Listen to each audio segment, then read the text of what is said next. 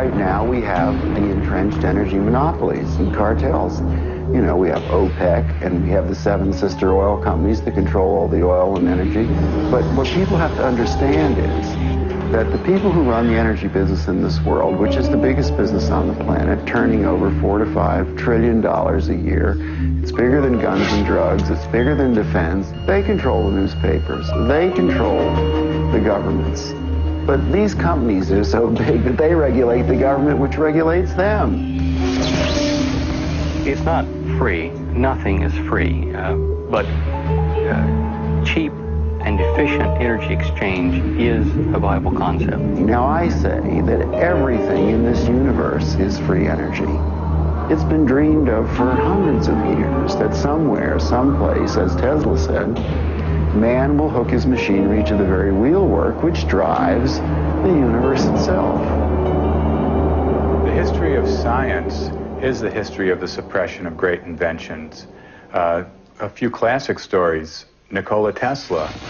Nikola Tesla is regarded as the founding father of free energy. His astounding developments in the generation of alternating electrical current are still being used today.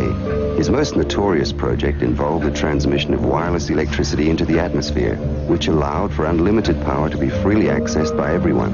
When his financial backer, J.P. Morgan, realized that this power system could not be metered, all funding was immediately withdrawn. Tesla's electrical broadcast towers were dismantled, and through Morgan's many close connections with the media and government, Tesla's career was destroyed.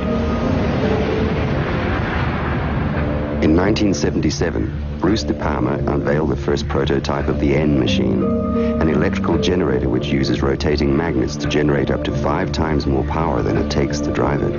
I know about the fact that the Japanese government and the Indian government have ongoing projects to produce N machines for domestic power.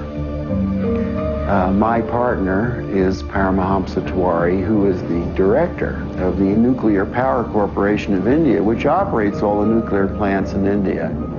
In late 70s, I learned from Bruce De Palma that he had carried out certain crucial experiments by rotating electromagnets. Tiwari tested a prototype based on De Palma's N machine under laboratory conditions. The results were deemed too impressive, causing disbelief and suspicion among conservative government officials and the power consortiums that backed the project. Tiwari was forced to abandon the project completely. It's a major breakthrough that will no doubt make motorists happy. And as Ralph Robinson explains, the Pentagon is also showing lots of interest in this project. U.S. inventor Stan Myers released his water-powered car engine in 1988. The Pentagon flew a lieutenant colonel in last week to look at Myers' invention. There's talk of possibly using it in the Star Wars defense program and to run Army tanks. Myers found it virtually impossible to secure financial backing after certain Pentagon officials paid him a visit.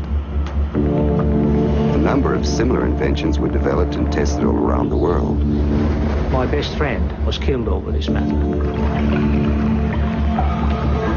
There's a chap here, about 10 minutes away from here, driving. He has been running his car on water since 1986 with the government's permission, provided that he keeps his mouth shut. And with regular intervals, using his own words, they keep warning him to keep his mouth shut. One of our colleagues who have been running car on the water for the 10-year period now, he reckons that it's 26 times more powerful than petrol.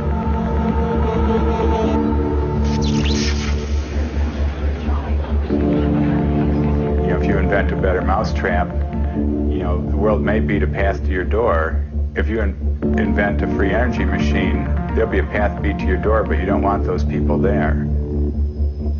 One of the pivotal people that I encountered early in my career was Edgar Mitchell, the astronaut. Liftoff.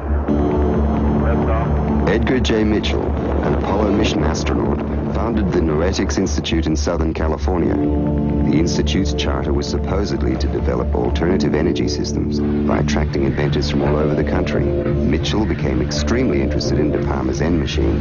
He made De Palma a paltry offer to buy out the invention, which De Palma naturally refused. He said to me that if I ever tried anything on my own in California, I would get my head blown off. So I was scared to death.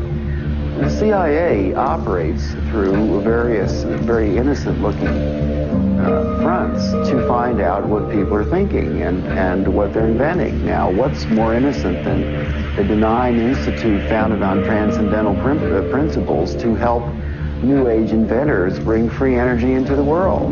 And that situation still exists in the United States today, where a person that really understands what's going on just can't get their idea out because the alternative science and medical fields have been co-opted by the intelligence services. And he converted this little engine to run on water. This is many, many years ago. And he used it for several years. And somehow the news got out, and one day he got visitors, and he was told to dump the engine or else. 3 weeks later, the man was dead. And the coroner's finding was that he fell off the back of a train. He was drunk. Now, it happened that he didn't drink.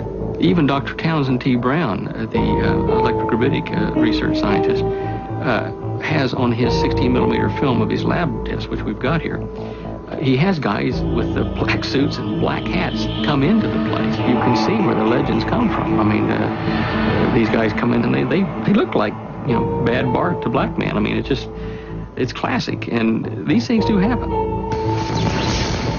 There is no progressive science in a world where every scientific idea is evaluated for its military potential. Power, or energy, and control of energy equals power in the new world order that is emerging. If you control the energy, the way we get around, the way we get electricity, the way we have our TVs and video cameras and stuff, if you do the control of the energy, then you've got control of the people.